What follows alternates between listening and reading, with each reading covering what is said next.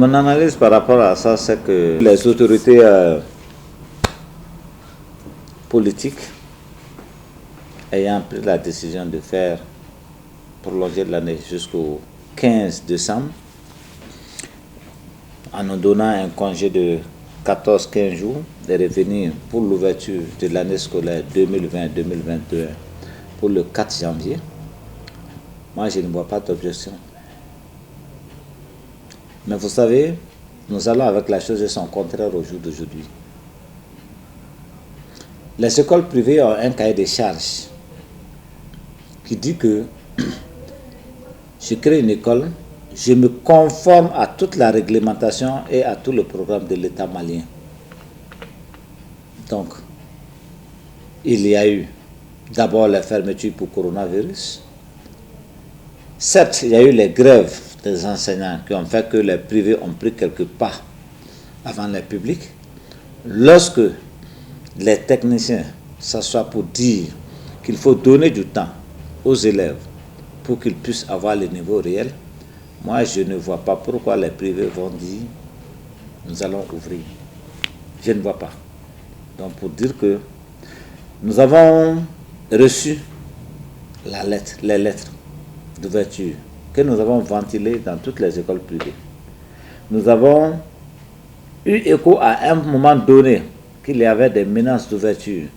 Nous avons, nous, cette fois-ci, parlant de l'ensemble des décaps de la, sinon des administrateurs, Madame la directrice de l'académie a fait une lettre que nous avons ventilée. Nous avons commenté.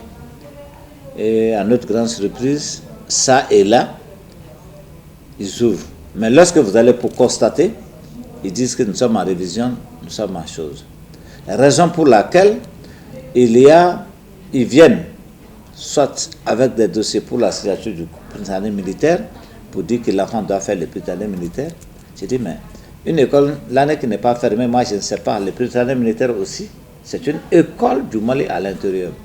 Et lorsque j'ai dit à 2 ou 3 personnes, l'histoire m'a donné raison, et vous voyez que le prytanée vient de dire que le concours, c'est le 14 décembre. Et tu voulais me faire signer un papier depuis 2 mois avant. Pourquoi? Donc pour dire que ce n'est pas de cela qu'il s'agit. Les écoles privées sont ouvertes. Ce n'est pas du tout normal. Il n'y a aucune raison qui l'explique. Aucune raison. Mais si j'étais décideur, cela allait se passer autrement. Les 2 autres au Mali a trop duré. Nous en sommes tous responsables. Mais lorsque l'on veut revenir pour le renouveau, il faut que chacun de nous s'assume. En un mot, qu'est-ce qui fait que nous ne devons pas nous conformer au texte de notre République? Je ne vois pas. Nous sommes au regret de dire que je ne sais pas par qui a commencé les 2 autres et comment ça va se terminer, mais quand même, nous sommes tenus quand même de respecter le minimum des choses pour notre République. Et le minimum des choses, c'est quoi? C'était d'attendre de 14. Imaginez par exemple, un enfant qui a repris la classe maintenant, et que la hiérarchie, de par le fonctionnement, est un programme qui fait que l'année scolaire 2020, c'est un exemple, 2020-2021, continue jusqu'au 30 septembre. C'est un exemple.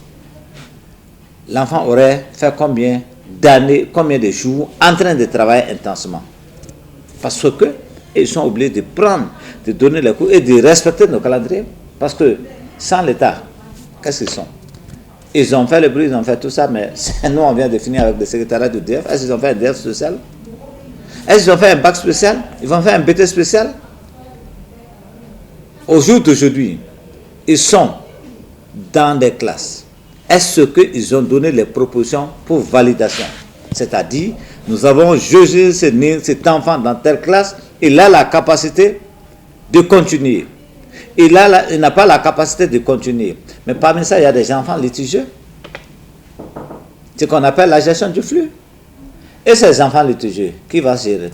C'est-à-dire, souvent, avec 4,95, on fait redoubler un enfant.